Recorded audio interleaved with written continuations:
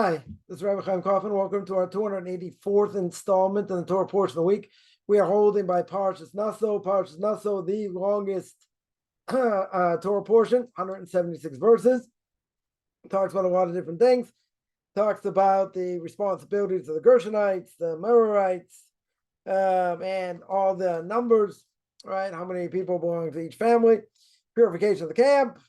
We talk about Sota, this wayward woman. We got about confession. We got about people making oaths, the Nazarites, offerings to the tribal leaders, right? We'll have to speak about over here. So the Torah says, chapter 6, verse 2, Torah says, speak to the children of Israel and say to them, a man or woman shall disassociate himself by taking a Nazarite vow of abstinence for the sake of heaven. Right? Verse 3, from new or aged wine, shall abstain, shall not drink vinegar or wine, or vinegar of aged wine, anything which grapes have been steeped shall not drink, and fresh and dried grapes shall not eat, etc. So you see, by Nazarite, someone took on the Nazarite vow, right? There's abstinence. What's abstinence over here? You don't drink wine or vinegar, right? Or eat grapes. You also don't go to cemeteries, right? You're not allowed to come in contact with dead body, etc. So basically, what do we have? A person separating themselves from that which is permissible. So very interesting. There's a difference of opinion. Talmud says whether it's a good thing.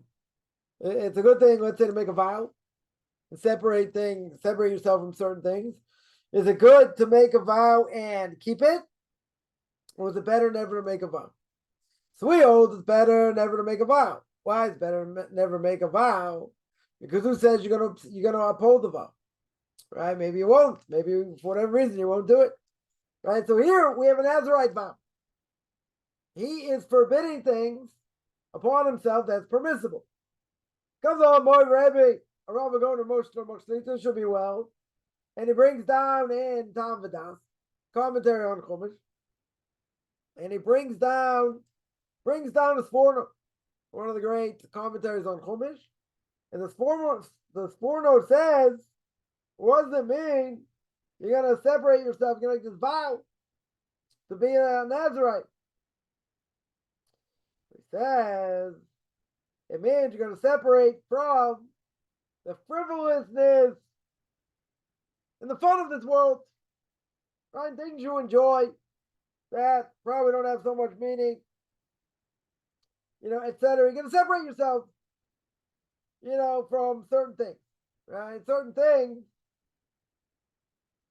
whatever they may be. In this case, by Nazarite, can't drink wine, can't eat grapes, right? Can't go to the cemetery, right, etc. So, what should we do? We stay in the straight and narrow path. My Rebbe says you should learn Torah, right? You learn a lot of Torah. You should go in its way. You shouldn't get distracted, or try not to get distracted. Attach yourself to Torah, but don't do things where you're going to afflict the body. Let's say by fasting, etc. That you're not allowed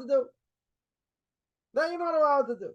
Yom Kippur, okay, there's times you have to fast, right? But we don't fast to afflict the body. That we don't do. But so why is it permissible over here?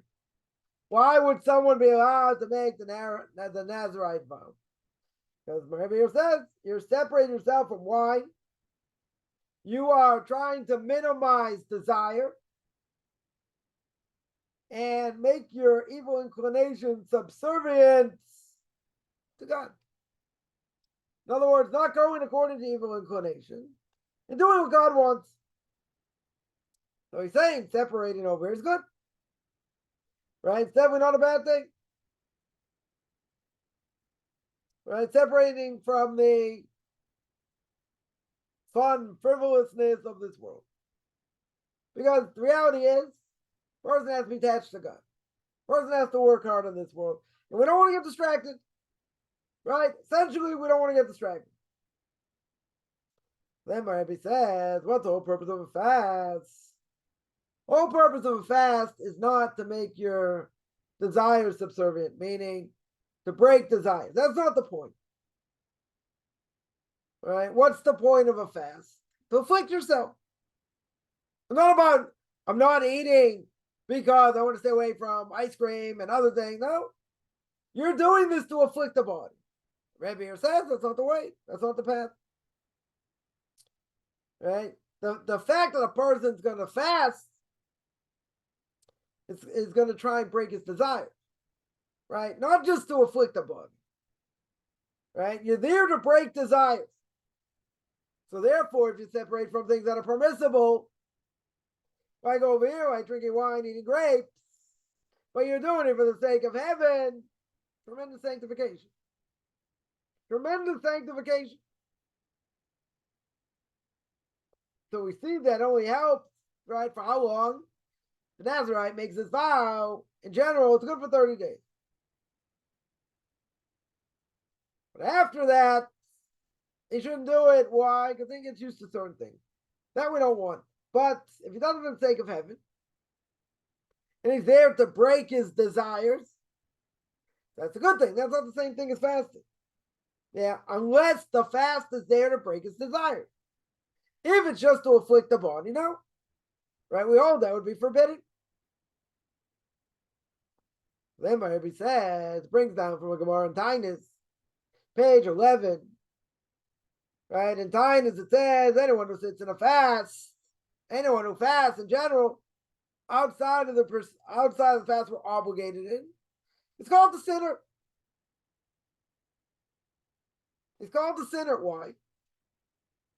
Because Chasam Sofer, one of the great Torah giants more than 200 years ago, Chasam Sofer says, anyone who sits in the Tainus, anyone who sits, they're going to fast when they're not obligated.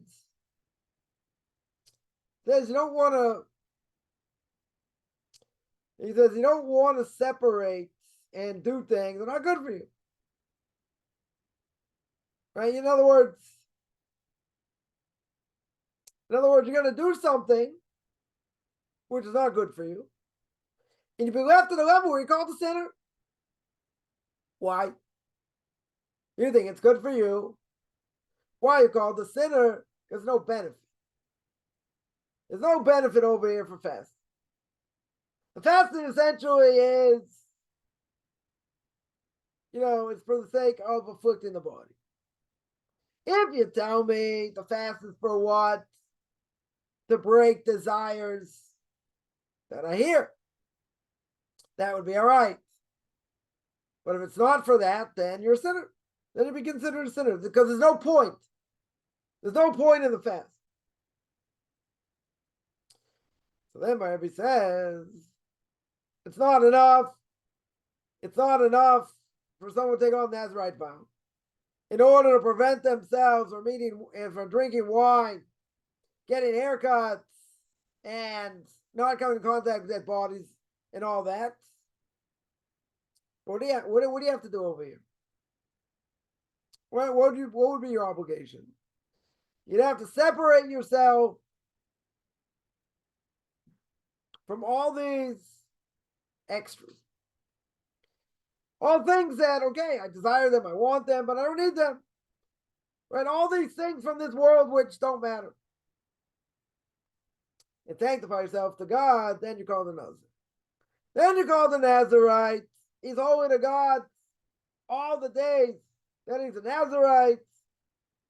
And that's what it means. He makes a vow, becomes a Nazarite in front of God. Mind-boggling idea. Mind-boggling idea. Tell me, we said before, if a person makes a vow, better not to make the vow at all. Because how do I know you're going to establish it? Yeah, so what's the story about a Nazir? Nazir separated himself from what? From that which is permissible, i.e. wine, grapes, vinegar. Not allowed to come in contact with a dead body, can't get a haircut. What's the whole point? What's the whole point? Not just to separate yourself. The whole point is to sanctify yourself to God. but not giving in to desire. That's the point. Here you're doing it to break desire, right? If that would be the point of a person fasting, very good. Right? Even though that's not the way today, because we're generally much weaker. But even if a person would do that,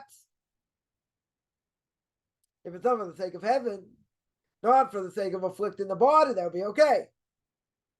But if it's done for the sake of heaven, in order to break your desires in this world, very good. Yeah, it sounds a bit strange though. Someone's going to say, come on, how many people, make vows and things against what is permissible? We don't normally do that. But if someone wants to do it for the sake of heaven and take that on and work on their base desires and break what they think about this world, well, that's good. And that would be a good thing. It's not just, you're going to afflict the body. Afflicting the body is forbidden. But if you're doing it for the sake of heaven, and the whole purpose is to go against the norm and to break our desires, so everyone will hold that's good. Right? That's certainly not a bad thing. Depends why a person's doing it. But at the end of the day, you're separating yourself from things that are permissible. In this day and age, people say, let me do what I want. I'll eat when I want. I won't eat. I'll drink. I won't. I want to eat things that are unhealthy for me. Let me do what I want. Leave me alone. I want to do what I want to do. I don't want to be disciplined. I don't have to wait 6 hours between meat and milk. I want to be able to do what I want to do. Very good. So normally we would say we shouldn't do this. At a certain time, this was allowed. But a person can't make a Nazirite vow today. We don't have a temple, can't bring sacrifice. The person made a Nazirite vow, you're stuck. Right? No possible way to get out of it in general. So, but we don't go around making vows anyway. But what's behind why he's making the vow here? What's behind the vow is, I want to sanctify myself 100% in this world. I'm not interested in any, I'm not interested in chocolate and ice cream and this and that. I want to try and break desire. That's what I want. You're going to say, well, we live in a weak generation, so can I try and raise myself to a higher level by trying to break this desire or break desires, whatever they may be? So if it's done in the right way, even though you can't do it today, but if it would be done in the right way, so that's laudable. That's a good thing. But if you're doing it, let's say by fasting, and the whole point of fasting is what is to afflict the body, no. That we would agree you shouldn't do. Why not? Because afflicting the body, we don't do that. That's not what we do today. That's not how we draw close to God. The Ramchal in Path of the Just, the Ramchal says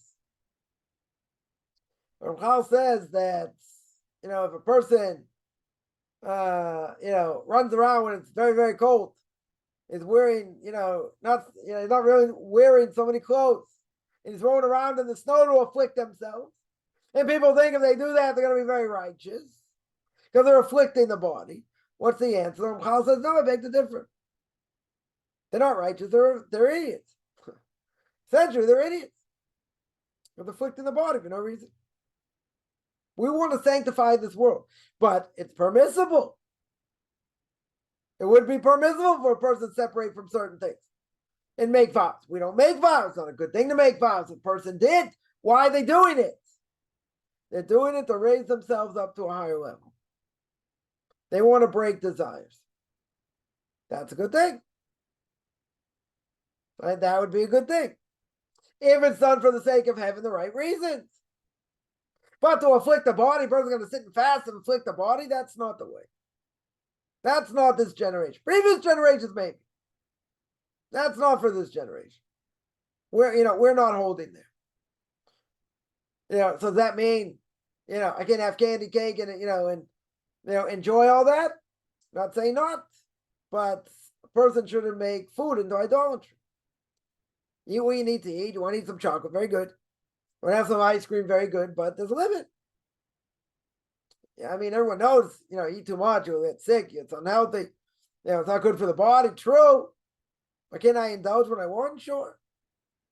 Right? No one's saying don't, you always have to eat healthy. I mean, it's good. It's good to keep the body, healthy. Sugar's bad. All kinds of things going to food is bad. You can say, well, I'll never eat anything processed. I'll never, I can't enjoy food. You can enjoy. But there's a limit. You have to remember, you're living in this world. Keep in mind one thing. You can have a 3-course meal, 4-course meal, 8-course meal. Then a person ate so much, like, oh, I'm so stuffed, I can't move. Remember one thing. However much you eat, however good it is, you know where it's going in the end, right? We're going to keep this clean. You know where it's going out.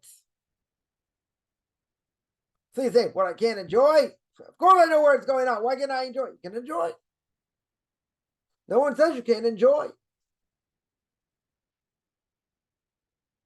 But it should be limited. People are obsessed some people are obsessed by food. How much, how to cook it, what to eat, when to eat, this, that, all kinds of things. Food can be idolatry. Right? Anything you give power to. Entertainment, sports, money. So we have to be careful. So in this case, Nazarite made a vow. He's not going to eat grapes. He's not going to drink wine, vinegar, or get a haircut, or, go to a cemetery, or defile themselves by a dead body. They're doing it for the sake of heaven, hopefully. And by doing it for the sake of heaven, what happens? That's tremendous sanctification. Not about afflicting the body. What's it all really about? Breaking desires. I want to remind everyone, every Tuesday, I have a class on duties of the heart, 9:00 Eastern Time, Gate of Self-Accounting. Tuesday, Thursday, 10:00 Eastern Time, 5:00 Israel time, I do a Q&A. Saturday, Pirkei Avos, Ethics of Our Fathers, 2:30 Eastern Time, 9:30 Israel time. Sunday, Book of Leviticus, chapter 16, 9 a.m. Eastern Time, 4:00 Israel time, Noahide Nations. We just finished all the Noahide laws. We're now going to start a class in 2 weeks on duties of the heart. We're going to start from the very beginning. And I have conversion classes. So anyone interested in any of them, you can find me on Facebook at Michael Chaim Kaufman. We'll be on Orthodox Conversion to Judaism. Or you can find me at orthodoxconversion.com, my blog. We'll be on Orthodox Conversion to Judaism on YouTube. There I have videos on Torah portion of the week, controversial issues, ethics of our fathers, Q&As. You can send me an email, rabbichaimkaufman@gmail.com, RBBICHAIMCOFFMAN @gmail.com.